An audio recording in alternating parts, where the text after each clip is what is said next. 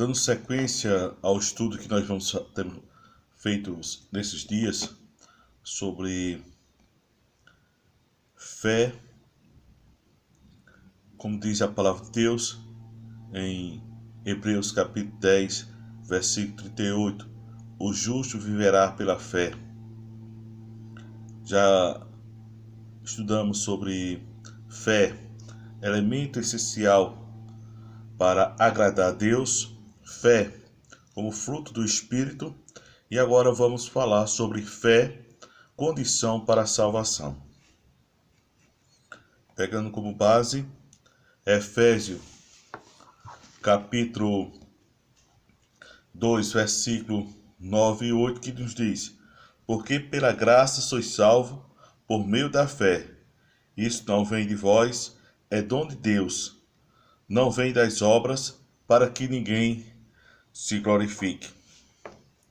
A fé é uma condição indispensável à salvação, pois sem ela o pecador jamais poderá reconhecer o seu estado pecaminoso e recorrer a Cristo e confessá-lo como Senhor e Salvador.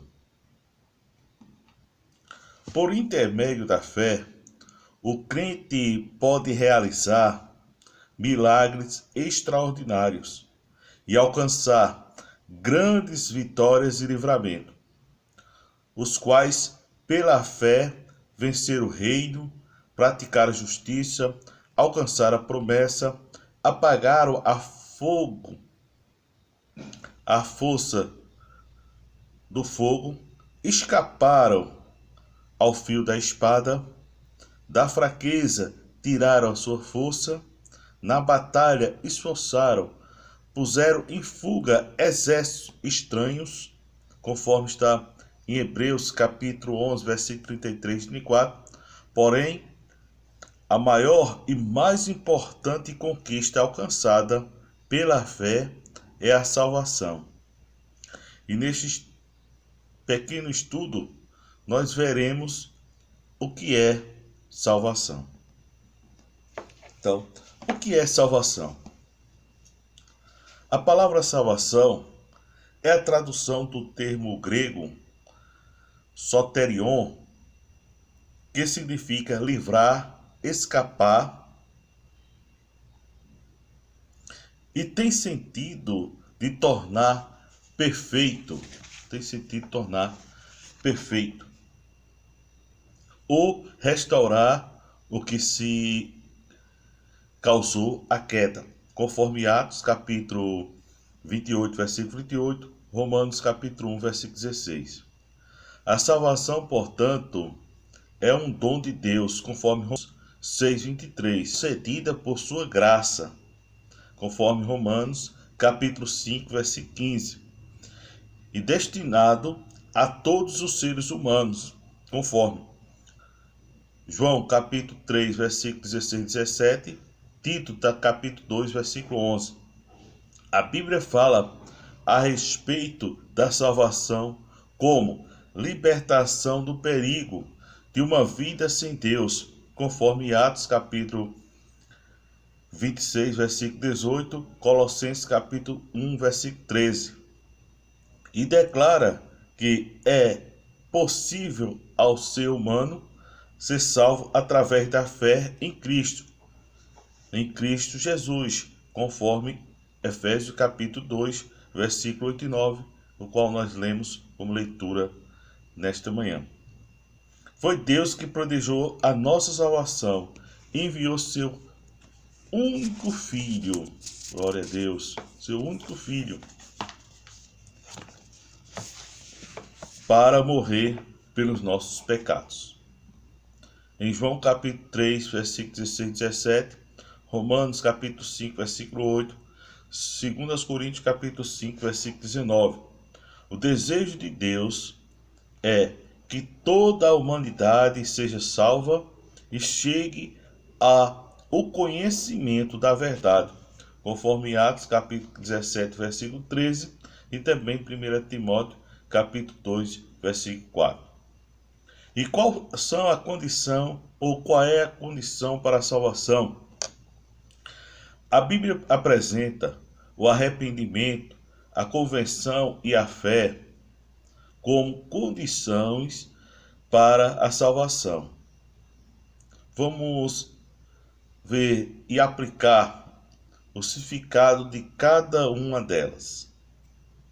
Arrependimento. O termo deriva do grego metamonia, que significa verdadeira tristeza sobre o pecado, incluindo um esforço sincero para abandoná-lo. Convicção da culpa traduzida pelo Espírito Santo ao aplicar a lei divina ao coração, ou ainda sentir tristeza a ponto de deixar o pecado. O arrependimento foi tema da mensagem de João Batista. Veja Mateus capítulo 3, versículo 2. De Jesus Cristo também pregou sobre o arrependimento.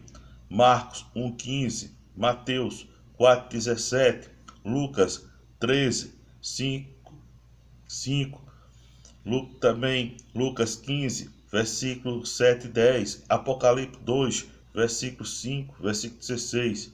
E todos os apóstolos também pregaram sobre o arrependimento, conforme Marcos capítulo 6, 12, Atos dos Apóstolos capítulo 2, versículo 38, também Atos dos Apóstolos 3, 19 e Atos dos Apóstolos 8, 22.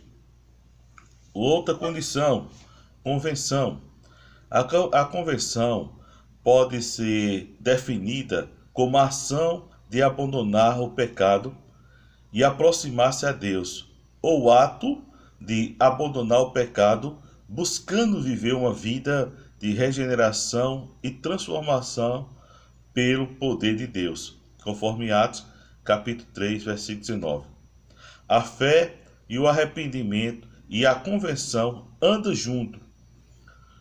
Quando o pecador ouve crer na mensagem do Evangelho, fé, passa a sentir profunda tristeza pelos pecados cometidos outrora, arrependimento, e toma então uma iniciativa de abandonar o pecado e voltar-se para Deus. Convenção. Veja Marcos capítulo 1, versículo 14 e 15, Atos dos Apóstolos capítulo 28, 2, 38, também Atos dos Apóstolos 3, 19, Atos dos Apóstolos 16, 31 e Atos dos Apóstolos 17, 30. Fé, no sentido bíblico, significa crer e confiar, conforme Hebreus capítulo 11, versículo 1. A Bíblia descreve diversas manifestações de fé, tais como a fé natural, conforme Hebreus 11, 3, Romanos 1, 19, 21, e a fé como dom, 1 Coríntios 12, 9, e a fé como fruto do Espírito, Gálatas 5, 22. E a fé como fruto do Espírito, como diz Gálatas 5, 22. E também a fé que produz a salvação é denominada fé salvífica, conforme Marcos 1, 15, Marcos 16, 16.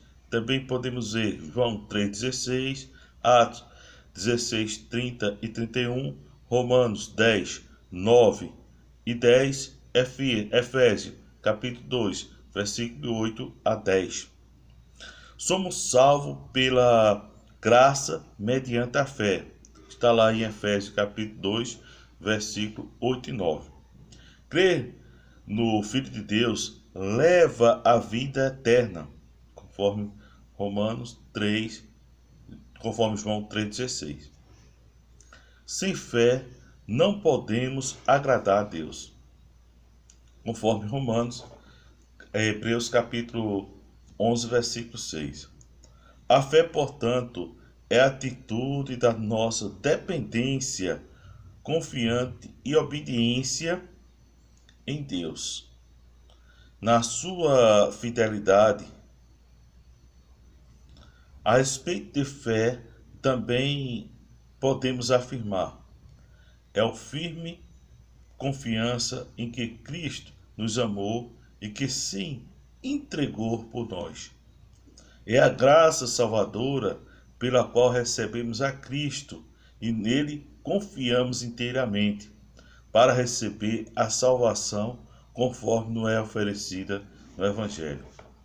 A fé também podemos definir, é o ato ou hábito mental por parte do pertinente por meio do qual, sob a influência da graça divina, a pessoa põe sua confiança em Cristo como único e total suficiente Salvador.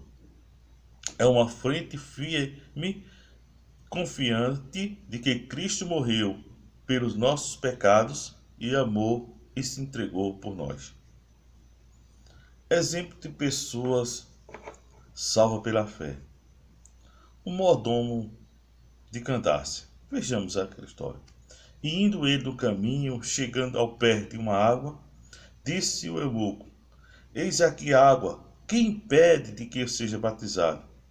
E disse Felipe: É lícito se crer de todo o coração?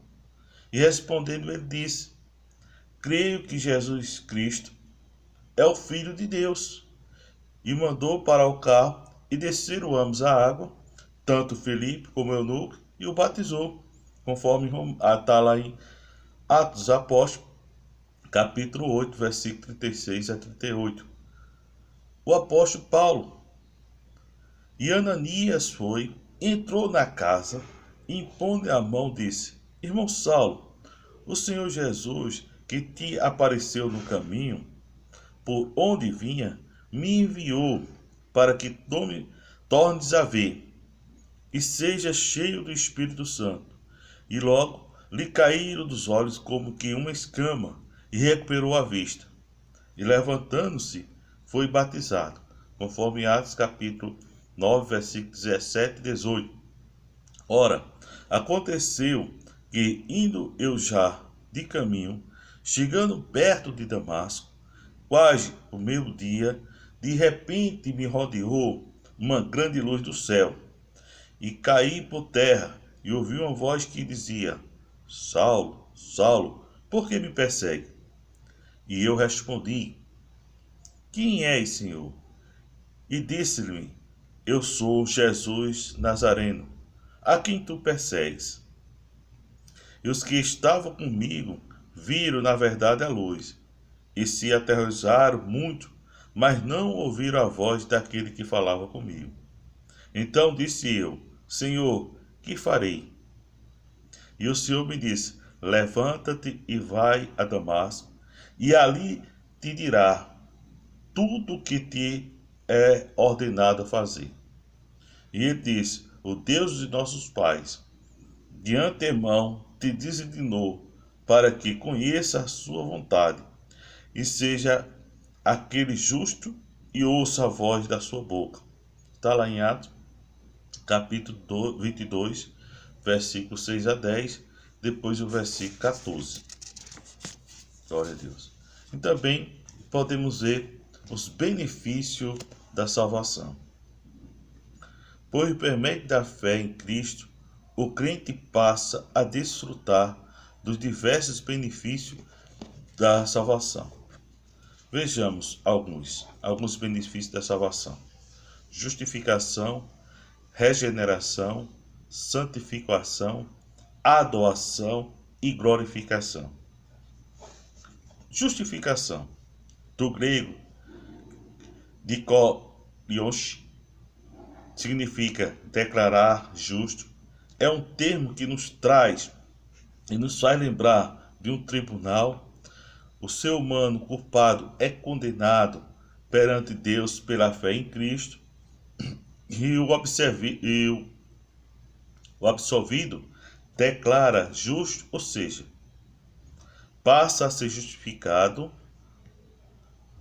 E a justificação é, primeiramente, uma mudança de posição da parte do pecador, a qual antes era condenado e agora goza de absolvição Antes estava sob a condenação, mas agora participa da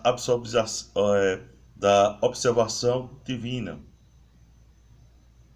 A justificação inclui mais do que perdão dos pecados e a remoção da condenação, pois no ato da justificação, Deus coloca o ofensor na posição de justo. Podemos ver Atos 13:39, Romanos 4:25, Romanos 5:1, Romanos 18:25, 1 Coríntios 6:11, Gálatas 2:16, Tito 3:7, Tiago 2:24. Quando nós falamos de regeneração, deriva do grego palimegia, que significa gerar novamente ou nascer de novo. É o milagre que acontece na vida daquele que recebe a Cristo, tornando-se participante da vida e da natureza divina. Através da regeneração, o novo nascimento, como também é conhecida, o ser humano passa a desfrutar de uma nova vida espiritual, conforme João 3, de 1 a 8, Tito 3, 5, 2 Pedro 1, 4, 1 João 5, 11, e torna-se uma nova criatura, conforme 2 Coríntios capítulo 2, versículo 2 Coríntios capítulo 5, versículo 17 e Colossenses capítulo 3, versículo 10. Santificação, do grego agianismo, significa separação do pecado e dedicado ao serviço de Deus.